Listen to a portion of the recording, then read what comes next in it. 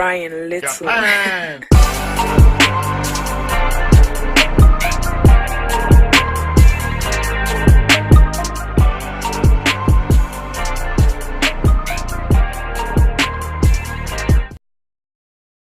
What's going on, everybody? How y'all doing? My name is Law, and you're tuned into yet another episode of Redline Legendz. Thank you so much for tuning in. Today, we have a special guest. He's somebody special to me because when I first got on the set, was what do they call it? Wet behind the ears. Is a new guy trying to figure this thing out. This gentleman pulled me to the side and, gave me the best he had to offer as far as advice and just trying to do this thing the right way, showing respect to others and being true to yourself. Talking about none other than Marvelous, the founder of Black Onyx Pacesetters Motorcycle Club. How you doing today, sir? How you doing, my brother? I'm doing well, man. All right. You already know I had to get you on here, and I appreciate you so much for taking the time out of your day and coming to holler at me. Yes, sir. That's right. So we'll get straight into it. I know when I first got into riding motorcycles, there was a point of origin. There was something that just triggered it. So when did you first get into riding motorcycles, or what was it that influenced you to begin riding? Great question.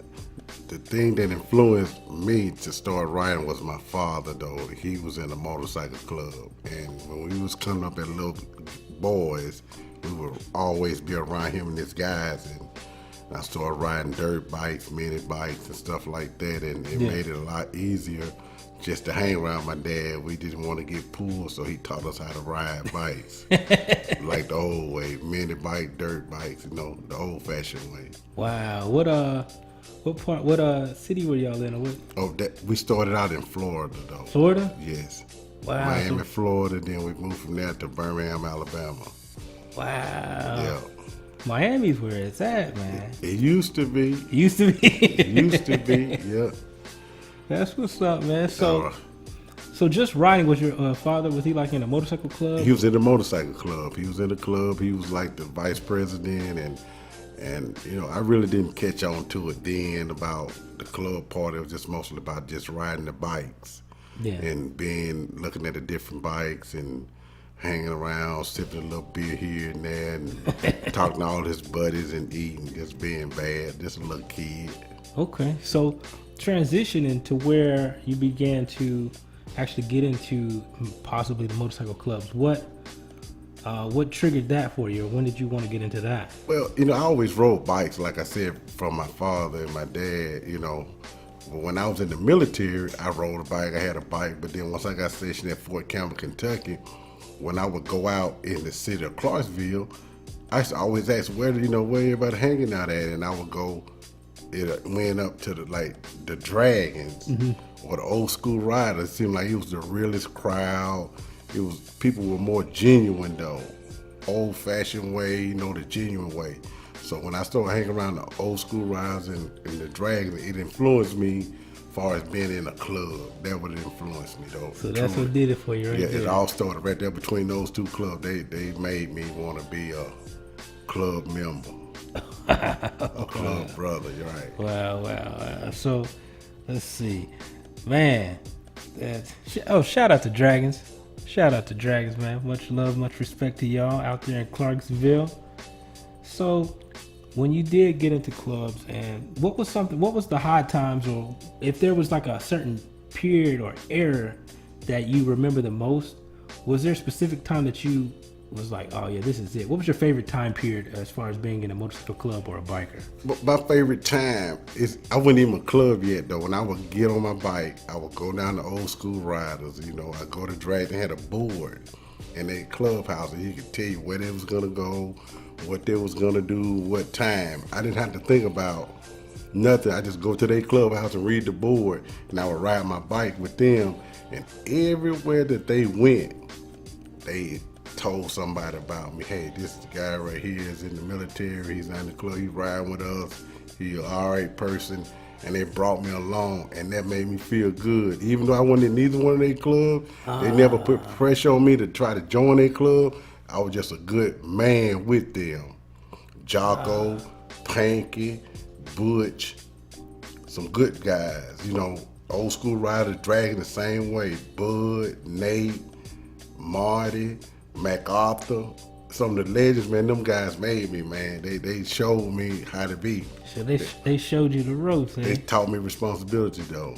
Wow, that's what's up, man. That's what's up. So you were you riding around. You were basically I can't say civilian because you were military. Right. And thank you so much for your services. Appreciate it. So you would go up there, let's say after when you would get free, you would be able to come through and you would just pull up and they'd kick it with them. Yeah, drink beer. They'll tell me about this or tell me about that or what's going on. Or we're gonna ride here, down here. We're gonna go to this clubhouse, and to a point I would ride with them all the time. Though they wasn't pushing you away though, cause they were just being open people. Just genuine people though. Miss Bessie, James Moore, Chick, all of them. They were all there. They encourage people because the way of life, it's a way of life for them in the MC world though. They bring you along though. Wow. Much respect. Shout out to old school as well. But moving on, then. So we trying to capture your journey. When I started, my whole point of starting this was to bridge the gap between the young bikers and the old bikers. And I don't say old bikers like old, but as far as experience, how long they've been doing it. Okay, right. You know what I'm saying?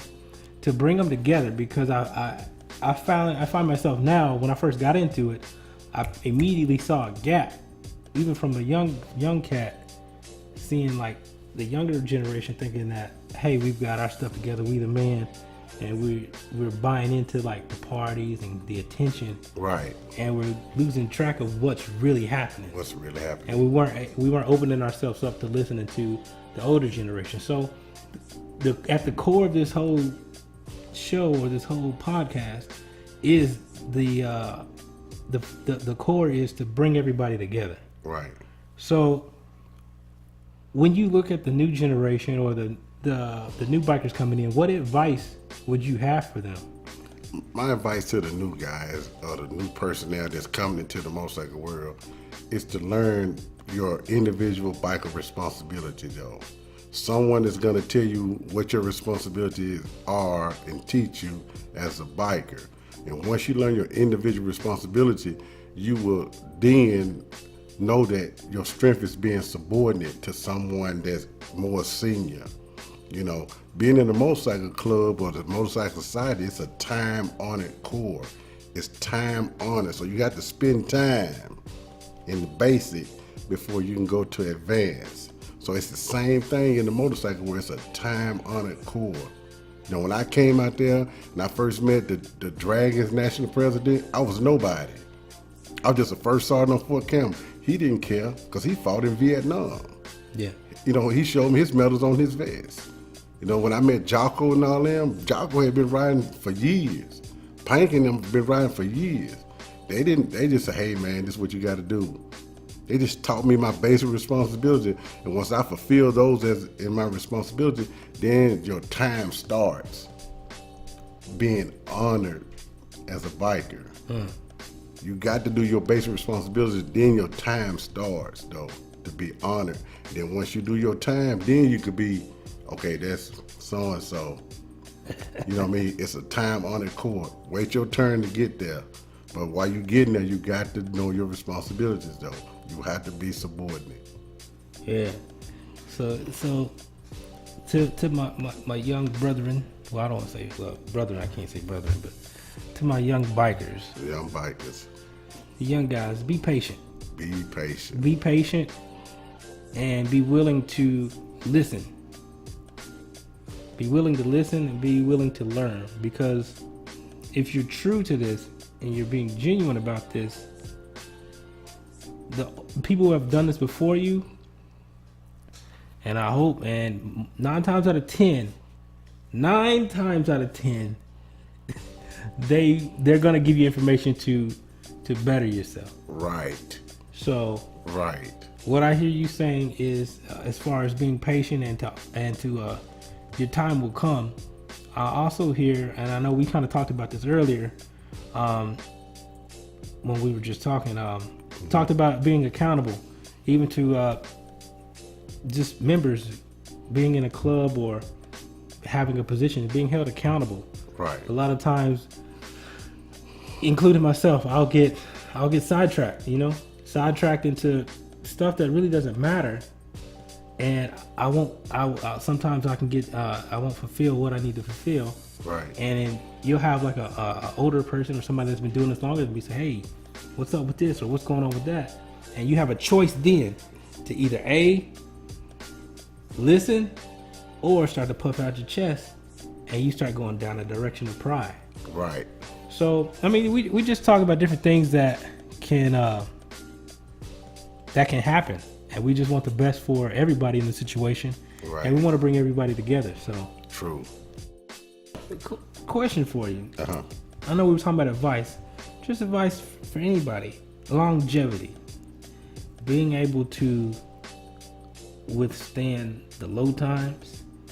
And by low times, that could be anything from just low times as being a biker and being able to be humble about the hot times. How do you sustain doing this for a long period of time and still being able to do what you do? The biggest thing with the sustainment part, you have to surround yourself with the elders. Mm-hmm. Elders may not be in your organization, might not be in your MC.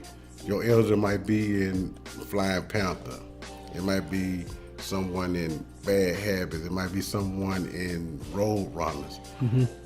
Your elders will pull you through because they're going to always seek you. Your elders are going to seek you out. When they know you offbeat, they're going to pull you to the side just like a great uncle or great aunt or your grandmama or your big brother. It's the same thing. You may not go to them and say, hey, I'm hurting, I'm weeping, I can't do it no more. Even if you do that, they're going to pull you and you have to listen. Yeah. You have to listen though. You have to bear witness. Because we all going to hurt, we all going to have pain, but you have to listen. And somebody can always tell you something right, especially when you're hurting. Because if you're doing wrong, it's easy. It's always going to sound like $1 million. Or it's going to always sound so easy, but it always turns out to be wrong. But when somebody pulling you out the hole, sometimes the dirt fall in your face. As they pulling you out, and you taste that dirt. But when you get out the hole, you know what it feels like to be down there, but that person was pulling you out. Mm-hmm. And you have to listen. And that's the biggest part about just listening. We're going to make mistakes. It's part of the business. Yeah. So you have to sustain with your elders, though. Don't be afraid of somebody telling you that you're wrong. Don't be so thin-skinned. Yeah. Get your feelings off your sleeves, though. Yeah. Listen. Constructive criticism. Wow. That's the biggest thing people hate. I know, They man. hate it. Yeah, I deal with that too. Right. You don't want to be wrong. That's the problem Don't with wanna the be new wrong. generation in the MC world. Everybody think they know it. Everybody think they know it. You own something right there. Right. You own something right there. Nobody want to be wrong.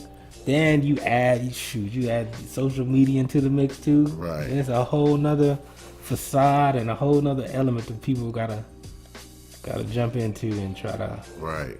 It makes things more complicated.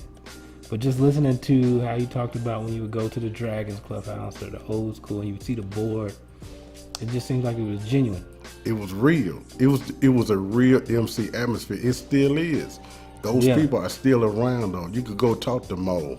Yeah. You can go talk to Bush. You still see they live in Clarksville. You can see them. It's the same. Panky. All of them down. They still there. I know some real guys. Them guys holding up a lot. But a lot of times, folks wear their feelings on their sleeve. They had their ass on their shoulders, and that's the part that make it hard. No, being wrong don't make you a wrong person or a bad person. Sometimes you just got to get out of that funk, though. Yeah. Because it builds your character, though. Yeah, sometimes it's necessary. It's necessary. It's necessary, and you can look back after everything's said and done. You like, Right. I needed that to happen, you know? Right. I needed that to happen. Well, Marvelous, man, I appreciate you. You know, you're welcome to come through at any time. Yeah, let me know. And the door is always open to you, brother. I appreciate you. Also, do you have like Any like events coming up for your club or? Right, June 22nd, we having our annual dance at the airport in Clarksville. That's We have a what's up. memorial ride that same day in June. I'm gonna put a flyer out, and you'll see. Everybody's welcome to come. We're just gonna do MC stuff. All right, so y'all heard it. June 22nd, Black Onyx. Come kick it with them. Yep. Do what you feel. We're gonna talk. I want to talk about this moonshine, man. It was some good stuff, man. I thank you for that. Yes, sir. It was some good stuff. All right. I appreciate you, you, brother. my brother. All Yes, right. sir. All right. Redline Legendz, make sure. I need you more than ever. No, I'm just. No, but for real, make sure that you like, share, and you subscribe. That's the red button in YouTube. So when you have friends or you have people that are in your club that want to, learn history or learn just a story, because right now we're talking about things in Nashville, but best believe I travel, I ride my bike. So when I come to your state, if y'all have like any legends or people that y'all want me to talk to, let me know. I'll come there. And make sure y'all subscribe, hit the red button, help a brother out. We're trying to do something big. We're trying to do something positive, and we're trying to make a change for the better. That way the set as a whole, not just in this city, but every city across the country, loses that divisiveness, and we begin to build some unity as we bridge the gap between the older generation and the younger generation, and we may keep this thing going strong and steady. All right, Redline Legendz, peace. All right.